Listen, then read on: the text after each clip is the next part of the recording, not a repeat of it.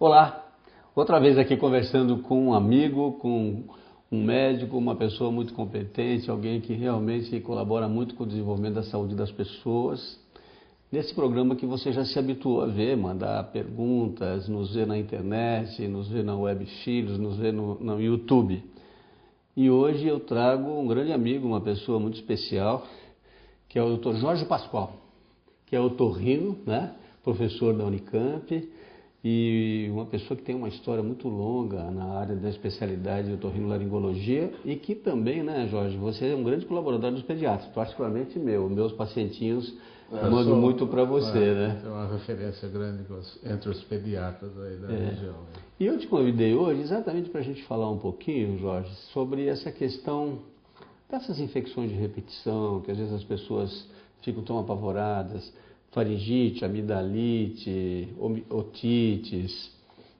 Como é que é a incidência disso em pediatria? Está aumentando? As crianças estão hoje ficando mais doentes do que no passado? Você tem visto mais crianças com infecções de garganta, de amígdala, amidalite de repetição do que você via no passado? E qual seria a causa? Eu não sei, não diria que tenha visto mais. Uma coisa que sem dúvida acontece no dia da gente é você ver a criança numa idade mais precoce. Mais cedo. Antes a criança ficava ali até os 6, 7 anos no ninho e depois era que ia para as pré-escola e tal, e hoje já cedinho vão para os... As crianças vão mais precocemente para as creches. Mais precocemente para as creches, e ali o contato social de várias categorias, então é uma troca grande de vírus principalmente, né? E isso faz com que você veja, ainda ontem comentando com uma amiga, às vezes criança com 1 ano com amidalite realmente. Que é raro, né? A gente antigamente falava que não tinha, né? Que era mais tarde, né? É raro. Não que seja frequente, entende? Mas você vê, e é um sinal de tempos, né? De vida moderna, de quase que a criança que... É uma grande etapa da criação dela fora de casa, né? Você sabe que eu também estou percebendo isso. Eu lido muito com essa questão de terceirização e da necessidade da criança ficar mais perto da mãe, de ir mais tarde para a creche, de ser amamentada mais prolongadamente. Mas a hora que elas saem de casa e vão para a creche precocemente, começam os resfriados de repetição, as infecções e às vezes as complicações, né? E as complicações geralmente, e por exemplo, a amidalite é uma coisa rara, porque teoricamente as amígdalas... A amidalite não é tão comum, mas eu digo que a gente vê, já começa... Até porque as amígdalas vão se desenvolvendo mais até os 5, 6 anos de idade, elas vão crescendo cada vez mais, tem um pico de crescimento nessa fase e depois elas declinam, não é isso? A amígdala propriamente dito, nem tanto, isso acontece mais com a adenoide. E aí, o que você tem são as implicações, aliás, a adenoidite, por exemplo, é um fato, uma coisa, um diagnóstico relevado no segundo plano. Por sinal, muitas vezes o foco de febre de origem desconhecida, você vai ver, você tem uma adenoidite. Só para esclarecer as pessoas que estão nos vendo, quando a gente fala de amígdala, são aquelas que a gente abre a boca e vê aqui na garganta. Quando a gente vê adenoide, elas são mais para cima, né? Mais para trás do nariz, e para cima do nariz. Elas são as amígdalas retronasais, né? Todas elas são... tecido linfóide, que de uma certa forma são os guardiões assim, das nossas vias aéreo-digestivas, né? Faz o anel de Waldeyer, né? Anel de Waldeyer. Que é aquela região que tem a amígdala, a adenoide e as placas de Peyer aqui, que são lugares para proteger proteger as infecções que vão entrar no organismo, né? É. Por isso que antigamente, né, Jorge, não sei como é que você ainda lembra disso, a gente falava que as cirurgias de amígdalas poderiam ser complicadoras, o pessoal tinha muito medo do aparecimento da poliomielite antes da vacina polio, né? E a retirada de amígdala, porque você perdia essa proteção inicial, né? E os vírus entravam já direto, né? E é um perder teórico, né? Porque é um anel tão exuberante que tudo se compensa. E é claro que isso não justifica você estar operando a amígdala de todo tirando mundo. toda hora. Mas, entendo uma indicação, ela é uma cirurgia perfeitamente... Essa é uma discussão interessante entre os pediatras e os otorrinos, né? Antigamente havia uma intervenção muito maior, né? Quase sempre acabavam as crianças sendo amidalectomizadas e adenoidectomizadas, né? Qualquer infecção, tira. Mas só que hoje a gente é mais conservador, né? Muito mais. Quando diz respeito à infecção, é muito mais conservador. A gente espera muito mais tempo, porque a gente sabe que é uma área de proteção, e a indicação para retirar pediátrica, depois você fala de otorrino, é evidentemente as dificuldades respiratórias, né? O ronco noturno, a apneia do sono, quando a criança acorda de novo, isso é perigoso, né? E aí essa hora é a hora de realmente pensar em limpar e melhorar um pouco as vias respiratórias. É isso mais ou menos, né? É isso. Do ponto de vista de infecção, existe uma coisa que é fundamental eu vou falar o otorrinolaringologista, claro. É acompanhar aquela criança.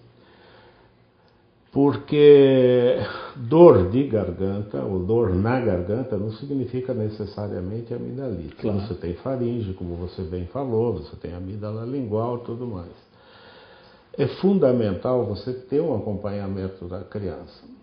Mesmo você, Martins, se você me encaminhar uma criança, olha, tem tantas infecções, mesmo que tenha ali por trás uma perspectiva de cirurgia, eu vou preferir acompanhar, com todo o respeito do profissional que me encaminha, eu vou acompanhar. Claro. Porque existe uma situação muito interessante, aliás, séria, do ponto de vista de infecção na garganta versus amidalectomia.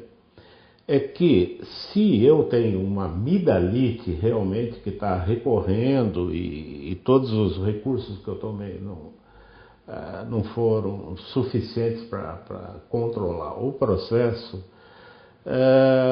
eu tenho que tomar muito cuidado, porque às vezes a criança tem uma hipertrofia grande do tecido linfóide da faringe. E ele não tem uma amidalite, ele tem uma faringoamidalite. E nessas situações, se eu opero a amígdala, eu rompo esse equilíbrio. E aquele tecido linfóide vai se proliferar e essa criança vai se tornar até um adulto com problemas seríssimos de faringite. Sempre inflamação de repetição. Recorrentes, que daí você... Olha, isso aí é de uma importância vital, dito por um otorrino como você, que é um cirurgião, né? Porque isso é uma coisa que a gente vê com certa frequência e que no passado não havia essa preocupação. Né? E outra coisa também que eu sempre aprendi como pediatra e os otorrinos me ajudam, é que as pessoas não se dão conta de que os tecidos crescem em fases diferentes, né? Sim, exatamente. Então, na verdade, você tem um crescimento da pessoa como um todo, você tem os órgãos genitais que ficam adormecidos e só crescem de repente na puberdade, o sistema nervoso central cresce desde o comecinho, no cérebro do bebê já é grande, ele vai crescendo, com 1 ano de idade o cérebro já está quase do tamanho normal, só 5% vai crescer depois. Mas o tecido linfóide, esse tecido que produz anticorpos, que protege com a infecção, do qual a amígdala faz parte, né? Ele vai crescendo e ele ultrapassa os 100% no volta de 4, 5 anos de idade, depois ele cai de novo na idade adulta. Depois ele estabiliza e se você opera nessa idade muito precocemente, é evidente que depois ele vai crescer de novo, né? E volta a ter a amígdala de novo, né? Isso não é nem a amígdala, é o tecido ali, adenoide. A amígdala ela é praticamente a mesma coisa assim. Mas a adenoide tem exatamente esse ciclo. E o interessante é que a adenoide é uma coisa que tem que ser muito bem respeitada, porque de uma certa forma ela é a grande encruzilhada das vias respiratórias e digestivas, né? E digestivas. Está aí na entrada ali procurando impedir que a gente tenha infecção lá para dentro. Exatamente. Né? É o nosso guarda ali. Existe uma coisa que é interessante. Você pode ter uma adenoide com um volume razoável e ela não tem expressão como obstrução. E ter uma adenoide pequenininha e extremamente obstrutiva. Então, para isso, hoje, o importante mesmo que a gente tem para avaliar a adenoide é um exame que se chama nasofaringoscopia. É uma fibra óptica flexível que você vai lá e você vai ver diretamente A radiografia que a gente usava há muito tempo... Às vezes ainda uso. Mas ela O pediatra ainda pede essas coisas. Raio-x de lateral do carro. Mas pra ela ver se está entupido. nada aquilo lá. Primeiro porque nem sempre está bem centrado. Nem sempre não. Às vezes a criança mexe a cabeça. Então, para você ver aquilo e tirar alguma conclusão, você tem que abstrair a questão centralização do exame. Agora, enquanto que a visão direta... porque a obstrução não é a rinofaringe propriamente dito, e assim é no nível da coana, que é a abertura de trás do nosso nariz que entra lá para a rinofaringe, aliás, que permite a entrada na rinofaringe. Aí nós estamos falando de anatomia, que os otorrinos conhecem bem, que é essa região aqui. Então, às vezes, você tem uma adenoidezinha desse tamanho e está lá fechando a coana. E aí você tem que resolver. Aí precisa respirar, né? Então, essa pequenininha, o problema é respiratório. A outra maior, o problema, a consequência maior são problemas de ouvido. De ouvido. As pessoas falam, mas por que tem a ver a amígdala com o ouvido, né? Nós vamos chegar lá. Já, mas deixa eu só te falar uma coisa que acho que eu quero aproveitar a tua experiência. Como pediatra aí com 40 anos de exercício, uma coisa eu aprendi. Quando é que eu devo encaminhar essas crianças para o otorrino para eles resolverem o problema da respiração? É quando a mãe se dá conta que durante a noite essa criança faz barulho, ronca, e o pior é a chamada apneia do sono, que é muito perigosa. Isso é sério. Porque pode morrer. É um negócio impressionante. Isso é sério. A criança tem uma apneia tão profunda que é assustadora. Esse aspecto obstrutivo é a criança que não relaxa durante o sono. Ela não dorme bem, ela fica irritada. Ela não aprofunda o sono durante o dia, vai mal na escola. E pode ter uma apneia tão prolongada que dá uma arritmia cardíaca, uma bradicardia, um negócio muito sério. E o pior é que às vezes você vê adultos assim, né? Roncando terrivelmente, que a família fica desesperada, fazendo barulho. E que nunca foram no otorrino, né? Nunca foram verificar isso e ver o que pode ser feito. E é terrível. Você cuidar do adulto com problema de apneia, eu posso afirmar, não existe um esquema que seja o ideal. Então, mas voltando um pouquinho naquilo, principalmente no que diz respeito a infecções, Martins, eu acho que vocês como pediatra e a gente como otorrino, existe uma coisa que é bastante difícil, às vezes entre aspas, domar a ansiedade da mãe, né? Porque... Domar é um nome bonito. Entre aspas, aí você tem que... E a ansiedade, não é a mãe, né? Você tem que domar aquilo, porque, claro, a criança de repente está lá, cada mês e meio, bruta de um esquema de antibióticos, isso, daquilo, repetindo o remédio, né? E tem aí, principalmente no que diz respeito a antibiótico, às vezes ela fala, outra vez antibiótico, só que muitas vezes a infecção que você tem não é uma infecção bacteriana, consequentemente não tem necessidade de um antibiótico, né? Então, eu acho que o maior cuidado com isso daí é paciência. Paciência no sentido de acompanhar a criança, de ajudar a mãe a superar aquela fase, porque muitas vezes é uma fase que também se resolve totalmente. Você tocou num ponto que eu falo brincando com meus clientes e com meus residentes, né? Existem 3 letras que a gente deve usar quando pretende ser pediatra. É APC, né? APC é amor, P é paciência e C é compreensão, né? Você precisa ter tudo isso. Se você não tem amor, paciência e compreensão, é difícil ser pediatra, porque a família, ela se envolve. Uma criança doente faz a família inteira ficando doente. Fica todo mundo, né? Aliás, nós tivemos, recentemente eu mandei um caso que se operou, que até nós comentamos, que a família inteira foi para o hospital, né? Pai, mãe, avô, avó, né? Sim. Esse tempo ligou para mim, meu Deus, o que é isso, né? A criança lindíssima. Uma linda aquela menina, né? Então, mas é natural isso, você não consegue. E essa criança era uma criança que tinha apneia do sono, ela tinha muita dificuldade. Depois que se operou, ela mudou muito, começou a respirar muito melhor, tudo, né?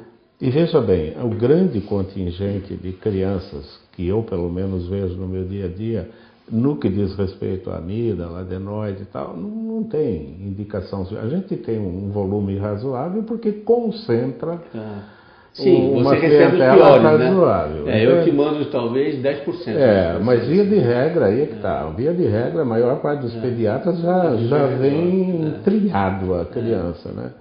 O problema maior, às vezes, é a criança no pronto-socorro, né, Martinho? E veja bem, hein? Ainda nessa questão de você caracterizar a infecção da criança, a amidalite, a faringoamidalite, a adenoidite e tudo mais, existe uma coisa muito importante que pouco se fala, felizmente não é comum, que são os abscessos profundos decorrentes de foco da caso língua. desse terrível. Retrofaringeu, né? Isso, os retrofaríngeos, parafaríngeos. Principalmente em adolescente, né? Eu tive um desse gravíssimo. E aí você tem. Esses são casos que você não adianta, tem que ir para a cirurgia. Tem que ir para a cirurgia, drenar, ficar internado. Eu tive um caso e é gravíssimo. uma coisa muito séria, porque as complicações desse abscesso são sérias. Felizmente não é tão comum. E isso acontece geralmente em crianças maiores, né? Que tem amidalite crônica, né? E faringite crônica, ou às vezes uma criança jovem pode ter. Não, uma criança menor pode ter. É claro que o mais frequente é da adolescência para o adulto, mas a criança pode ter, sim. Agora, antigamente a gente achava que esses casos que complicam, que fazem abscesso, etc., precisa pesquisar um pouco a imunidade. São crianças que às vezes têm uma imunidade um pouco mais baixa. Você concorda com isso? Não? Olha, eu embora a gente examine a criança do ponto de vista imunológico inteiro, no que diz a imunidade básica, assim, eu não vejo.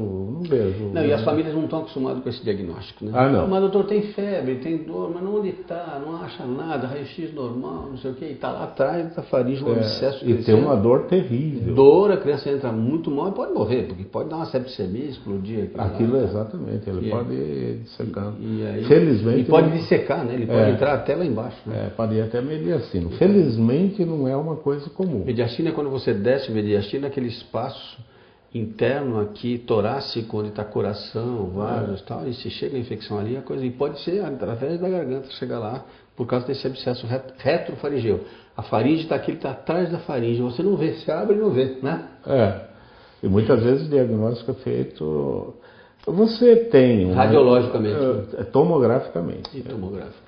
E outra coisa, o otorrino não tem que titubear, não, tem que ir para a cirurgia. Tem que ir para a cirurgia. Quando é que você suspeita do abscesso retrofaringeu? Em que situações? A criança, ela tem uma voz extremamente nasalada, entende? Isso é típico? Isso é mais ou menos típico. E a dor, que é uma dor incoercível. Se é o retrofaríngeo, é isso, ela não consegue deglutir mesmo. Se o paralaterofaríngeo, ainda a criança tem otalgia. Então tem uma dor de garganta e dói o ouvido de um lado só, e você vê a otoscopia está normalzinha, esse é um sinal de dor reflexa e possivelmente decorrente de um abscesso. Então, e outra coisa também que é muito comum nessa idade, né, evidentemente são as sinusites e as otites, né? É muito comum sinusite em criança? Olha, eu acho o seguinte, é uma coisa relativamente comum, mas não necessariamente sinusites que mereçam tratamento com esquema pesados de antibiótico, mesmo esquema de antibiótico. Teoricamente, num resfriado banal, comum, essa época do ano, por exemplo, está cheio de gente aí tossindo e tal. Às vezes tem lá uma febre que dura 24, 48 horas, um estado geral mais ou menos comprometido, mas é um quadro viral.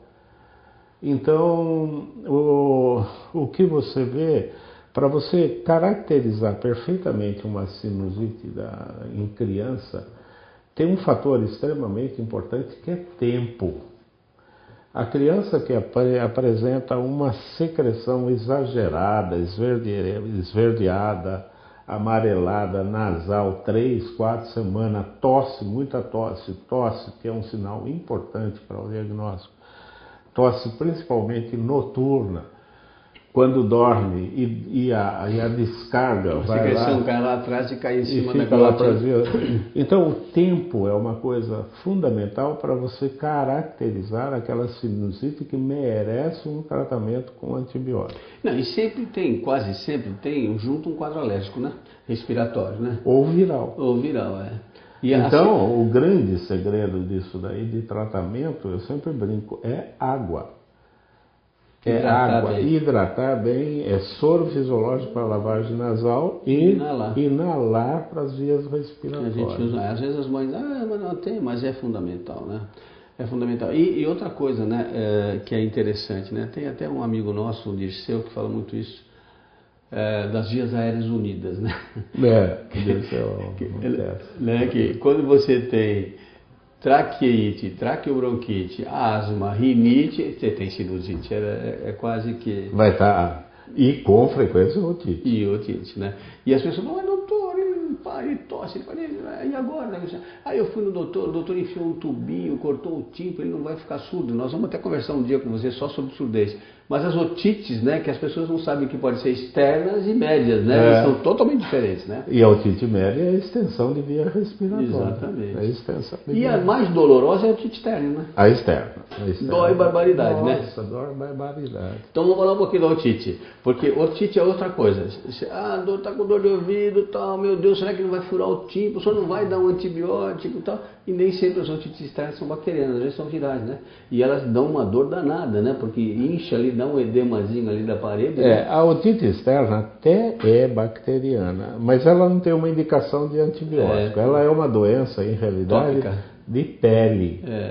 De pele. E dói porque comprime ali. Dói, você tocou, porque você tem a pele do canal auditivo. Só para falar, a otite externa é tudo aquilo que dá na frente do tímpano, fora do ouvido médio, né? Isso. Então, você encosta na orelha assim, a criança grita. Né? Você tem aqui uma infecção aqui na pele, para cá, infecção aguda, vamos dizer, por bactéria, vamos dizer, um abscesso. A dor não é tanta, porque debaixo da pele você tem um tecido conjuntivo, gorduroso tal, e permite a distensão da pele. Lá não. Lá só tem a pele e o osso. Então, distendeu aquilo, se você for assim, na otoscopia, não for cuidadoso, você dá uma dor danada. Nossa, a criança grita. E vocês, os otorrinos, ficam bravos quando o pediatra pinga um remedinho com xilocaína lá dentro. A gente não gosta. Mas você pingou lá dentro, mas a criança alivia e dorme, né? Mas eu não acho, viu? É melhor dar um analgésicozinho e uma compressa aqui. Eu sei. Essa é a nossa conversa de sempre, né? Mas a mãe te liga assim de madrugada, aí o doutor está gritando de dor. Fala, olha, limpa o narizinho dele, faz uma compressa, dá um antitérmico, um anti-inflamatóriozinho. Mas não tem nada para pingar dentro, né? Não, essas são doidinhas. E tem as que pingam óleo quente, né? Óleo quente, porque o calorzinho ali... Né? É uma loucura aqui. Mas a verdade é que, primeiro, o efeito da gota como anestésico é irrelevante, é insignificante. Mas os que tem xilocaína ajuda bem, né? Mas não ajuda não. Mas olha, o problema maior eu vou falar o nome comercial aqui de um que tem enzima com xilocaína, que a mulherada fala, eu dou um santo remédio, dormiu na hora.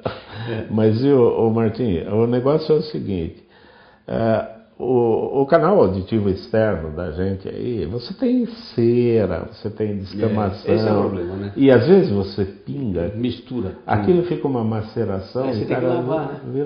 Exato. E é pior ainda, aí que você sofre, né? Aí é danado. Aí você vai com aquela seringona lá, tirando aquilo lá.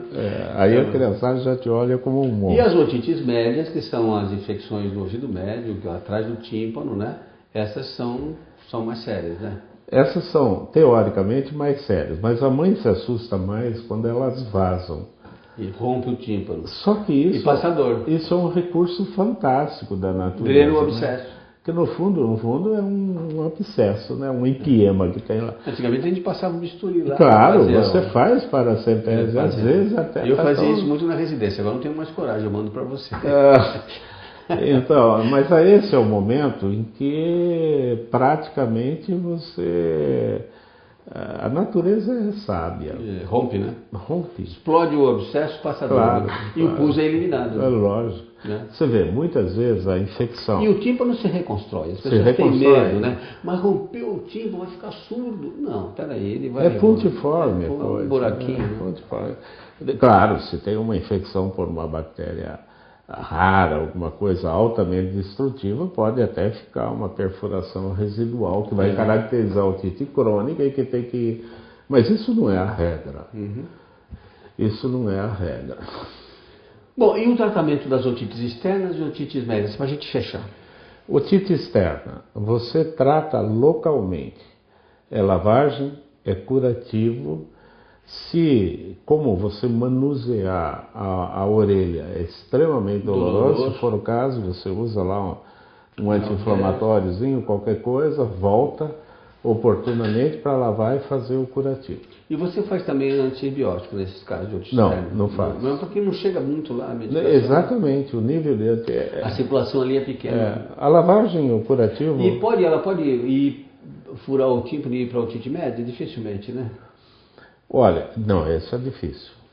Em algumas situações muito raras, eu já vi umas 2 ou 3 casos de você ter uma otite externa por fungo e você ter uma perfuração da membrana timpânica e daí uma extensão do fungo para a orelha média, o que é difícil para você conseguir contornar a situação. E nas otites médias você usa antibiótico? Não todas as vezes. Todas elas.